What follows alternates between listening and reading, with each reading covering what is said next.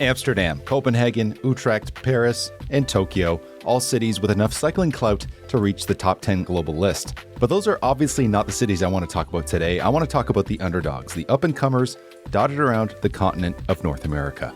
My name is Nick and I love tiny transports. Subscribe for regular content. And before we dive in, I want you to either leave a comment or at least make a list in your mind of what you think the top 3 North American cycling cities are. Because this list I'm about to share is not my own. I let the wonderful website WalkScore decide the top 10 cycling cities with a population over 200,000. And while I have cycled and loved some of these cities, others were scarcely on my radar, so this isn't the list I would make. That is a topic for a future video.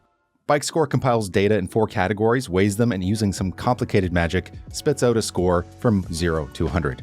The categories are bike lanes, hills, destinations and road connectivity, and cycling mode share. And if you want to get into the weeds on how that works, they lay it all out on their website. A few last things to mention: all of these cities have a decent bike share service. They are all improving their cycling networks on a regular basis, and take the bike lane miles and modal share numbers with a grain of salt.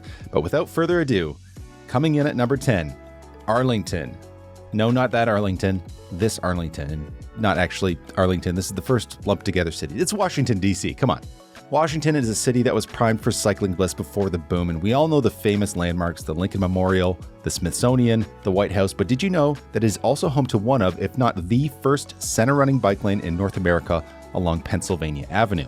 The whole district is crisscrossed with bike routes, many of which only bike stripes, but it certainly has its share of quality two-way cycle tracks and scenic routes. And while I haven't been, it has not only made the top 10 list, but has also made my short list of future cycling destinations. Number 9 is the aptly named Long Beach, California. With nearly 345 days of sunshine a year, it is a wonder why the entire LA area is yet to become the cycling capital of the world. Even though it boasts over 150 miles of bike infrastructure, you'd be forgiven for overlooking it. Even when looking at it with cycle routes overlaid, we can see that the surrounding communities may have the upper hand. And that's made worse by the fact that many of these lane miles consist of worn-out sharrows, door zones, and gutter bike lanes. That being said, there is some quality infrastructure and the path along the beach looks sublime. While I am intrigued to see Long Beach on this list, I am not convinced it truly belongs here. Pike Place, the Gum Wall, the Space Needle. Yes, Seattle takes number 8, and I love Seattle. It's one of my favorite cities in North America, but I was surprised to find it on this list. While I know it to be a place friendly to bike and scooter share programs, I didn't think the infrastructure and the modal share would cut the mustard, but here we are. The downtown has its share of separated infrastructure, of course, but where Seattle shines are the miles of greenway paths hugging the shoreline, most of which separated from cars. With high-quality bike lanes having been laid down over a decade ago and continuing to grow, I hope to see its place solidified in the top 10. Oh, and never forget, you can't go to Seattle without picking up a bag of dicks. Denver takes number 7. Colorado's capital, known for its natural beauty and being a city full of folks who love the outdoors, it's no surprise it has made it this far. But the mile-high city shocked me by not making it higher on this list. When looking at a map of infrastructure, we can see that it is packed with lanes and routes. Though remember to take these maps with a grain of salt, not all lanes are made equal. And while it may not have been the first to offer an e-bike rebate to residents, Denver has one of the best. But I am most interested in the trails like that along Cherry Creek, which make up a network of bike highways. It's truly quite impressive. Number 6 is taken by the Windy City, a place to spy on the streets from the top of Willis Tower while munching on some deep dish. You may be surprised to find that the bulk of the infrastructure are gutter and door zone painted bike lanes. While quality infrastructure is relatively sparse in the downtown core, like many, the gems of the city lie along the lakefront, where you can find an 18-mile-long mixed-use trail to take in the view of the city along Lake Michigan. But to be honest, as much as I enjoy Chicago, I am not sure it belongs in the top 10 yet.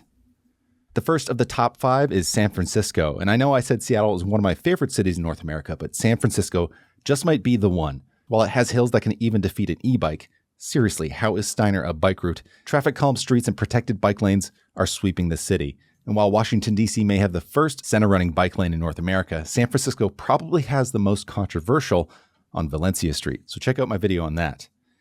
And there are some really incredible places to cycle. Golden Gate Park's car-free JFK Promenade along the Embarcadero. And again, if you can get over the hills, most places are either traffic calmed or treated with separated lanes, which makes cycling a great choice to move around the city. Altogether, San Fran definitely deserves a spot on this list. At number 4, we have Longueuil. Longueuil? I don't know how to pronounce it. I'm sorry. Please help me. But actually, this is lumped in with the City of Saints and the first north of the border on the list. To be honest, I have yet to visit Montreal, but it is absolutely number one on my list of cycling destinations, mostly due to all the coverage it receives from Oh the Urbanity. And thanks to their cycling mayor, Valérie Plante, the infrastructure has been flourishing with projects like the Cross Island Rev becoming one of the busiest cycling routes in North America.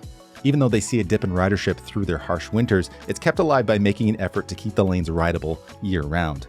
Best of all, you can fuel yourself on some smoked meat poutine. At number 3 is the city in which I reside, Vancouver, hosting some of the busiest and arguably most beautiful bike lanes in the hemisphere, like wide two-way cycle tracks downtown, the Arbutus Greenway, and the Stanley Park seawall. It's no surprise Vancouver has made it this high on the list. However, instead of a bike mayor like some have, we have a shotgun mayor. While we still have a relatively strong network of cycling infrastructure, the development has stalled and in some cases has even been reversed. While I still think Vancouver belongs on this list, whether or not it stays there currently hangs in the balance. Our runner-up is another West Coast hotspot, Portland. With over 400 miles of lanes and solid modal share of 5.3%, that's even considering its recent decline in ridership, it is still a great place to spy on some quality infrastructure. Local bike routes galore, bike stripes, separated two-way cycle tracks, and my personal favorite are naturally the paths along the Willamette River, including a floating mixed-use pathway. It's no surprise the City of Roses nears the top of the list. Oh, and remember, you can't miss the donuts. Finally, the North American city with the highest bike score is Minneapolis, Minnesota. Now, I don't know what comes to your mind when Minnesota gets mentioned, but I think about baseball, Juicy Lucy's, and Fargo. But it turns out I've been missing out on some incredible bike and pedestrian bridges, dedicated bike lanes galore, and an intense bike culture that will not be shaken. But what has recently caught my eye is the Midtown Greenway Trail. It's a 5.5 mile long rails to trail conversion that you can traverse with very few interactions between traffic, as much of the trail is below grade with overhead crossings for cars. It is a bike superhighway that is used year-round for commuting and recreation. So while I have heard murmurs about the cycling culture in Minneapolis, I didn't expect it to be at the top of the list. Either way, I look forward to visiting so I can see for myself whether or not it truly deserves the title of greatest cycling city in North America. That's it. Let me know what you think should or should not be on the list. Personally, I'd be remiss not to mention Toronto, which is actually only 31 on the list, Boston, which comes 14th, and of course New York City at 15th, which I was very surprised not to see in the top 10. Its great infrastructure may be weighed down by the seemingly barren locations in Brooklyn, Queens, and Staten Island. Probably the same with Toronto's huge metro area.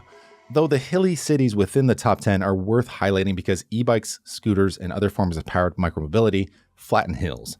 So I think their positions are even further justified. But I digress.